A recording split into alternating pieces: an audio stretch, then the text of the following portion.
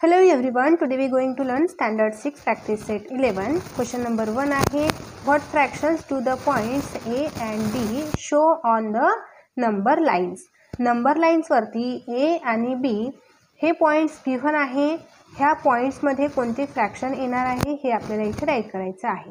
तर number line मध्ये जे फ्रॅक्शन दिलेले असतात, फर्स्ट ऑफ ऑल त्याचा डिनॉमिनेटर बघायचा आहे. बघा इथे सर्वांचा डिनॉमिनेटर 6 दिलेला आहे. 6 डिनॉमिनेटर का घेतलेला असणार आधी हे समजून घ्यायचं आहे आपल्याला. इथे बघा 0, 1 आणि 2 असे 1 बाय 1 नंबर लिहिलेले आहे. सो 0 आणि 1 यामध्ये कितीचा गॅप आहे, 6 चा, आणि 1 आणि हा 2 यामध्ये 6 चा गॅप आहे. बघा इथे 0 येणार आहे, इथे 1 2 3 4 5 6 इथपर्यंत 6 चा गॅप आला. परत 1 पासून 1 2 3 4 5 6 2 मध्ये पण 6 चा गॅप आहे, म्हणून डिनॉमिनेटर मध्ये 6 घेतलेला आहे.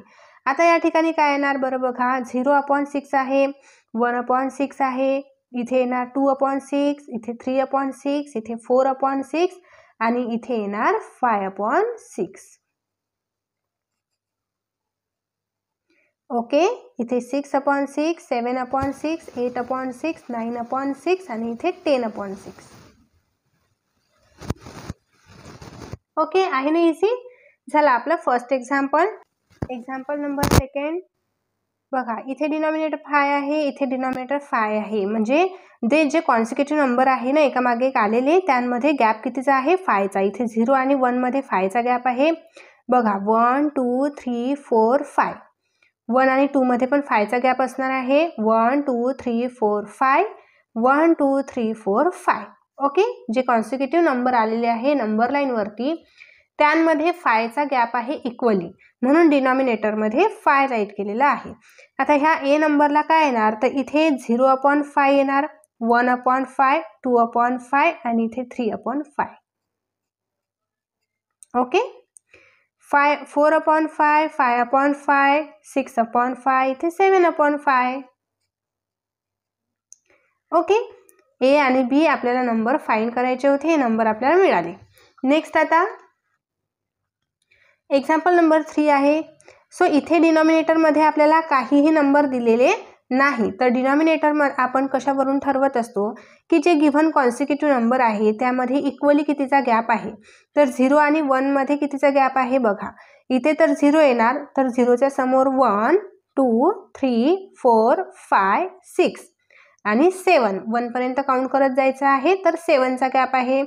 परत आपण 1 आणि 2 पर्यंत काउंट करू, 7 आहे का, 1 2 3 4 5 6 7, म्हणजे 0 आणि 1 पासून 7 गॅप आहे, 1 आणि 2 पासून 7 गॅप आहे, 1 आणि 2 पर्यंत 7 गॅप आहे, म्हणून डिनॉमिनेटर येणार आहे इथे 7. ठीक आहे.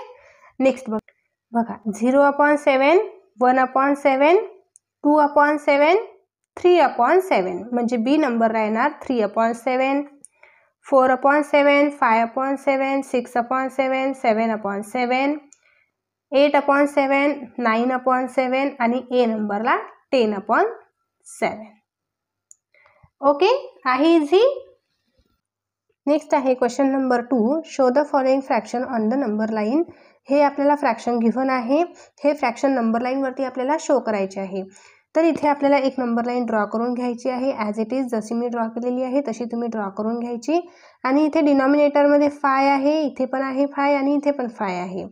तर डिनॉमिनेटरमध्ये 5 आहे फ्रॅक्शनच्या, तर आपल्याला काय करायचं, 0 पासून 1 पर्यंत 5 चा इक्वल डिस्टन्स घ्यायचा आहे, 5 युनिटचं. परत 1 पासून 2 पर्यंत 5 युनिटचं डिस्टन्स आणि परत 2 पासून 3 पर्यंत 5 युनिटचं डिस्टन्स. म्हणजे इथे जो डिनॉमिनेटर असेल त्या डिनॉमिनेटर इतकंच आपल्याला 0 पासून 1 पर्यंत आणि 1 पासून 2 पर्यंत, 2 पासून 3 पर्यंत असं इक्वल डिस्टन्स घ्यायचं आहे.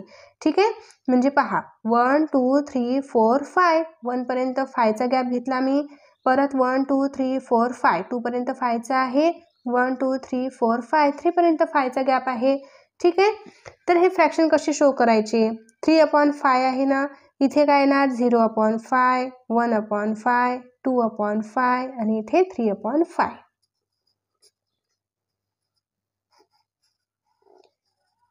ओके, नेक्स्ट 6/5 आहे, तर बघा इथे 3/5 झाला, 4/5, 5/5 आणि 6/5.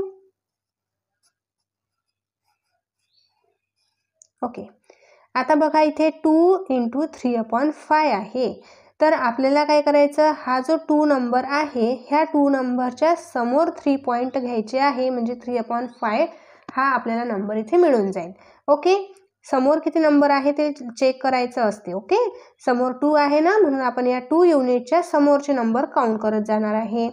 तर इथे बघा 2 1/5, 2 2/5 अँड 2 3/5, म्हणजे इथे येणार आहे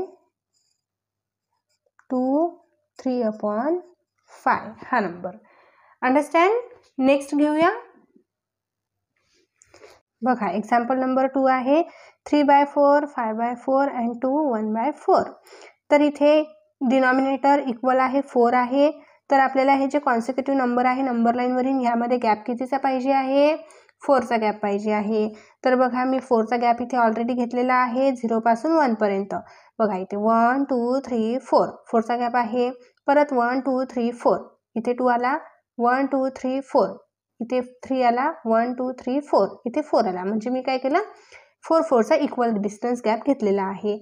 आता 3/4 आहे ना, तर इथे 0/4 आहे, 1/4 2/4 आणि इथे येणार आहे 3/4. 5/4 आहे, इथे 3/4 आला, इथे 4/4 आणि इथे 5/4. ओके, नेक्स्ट आता इथे 2 1/4 आलेला आहे. तर आपल्याला काय करायचं, समोर 2 आहे ना, तर 2 युनिटच्या समोरचे नंबर काउंट करायचे आहे. तर इथे येणार आहे 2, तर इथे 1/4.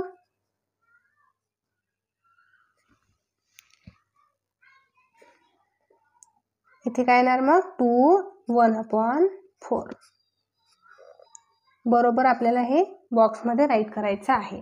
ओके, इथे आपला प्रॅक्टिस सेट संपून जातो. हा प्रॅक्टिस सेट खूप इझी आहे. तुम्हाला समजला असेल तर तुमच्या मित्रांना पण नक्की शेअर करा, व्हिडिओला लाईक करा, चॅनलला सबस्क्राईब करा आणि भेटूया आपण लगेच नेक्स्ट व्हिडिओमध्ये. बाय.